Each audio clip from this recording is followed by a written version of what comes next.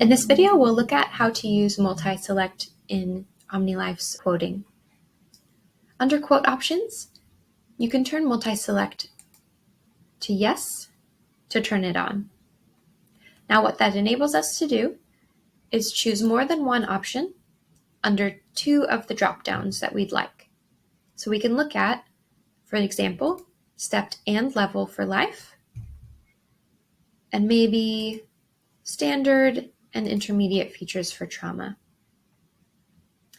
Now we can click here to refresh the premiums, and we're going to see many different premiums for the same insurer side by side.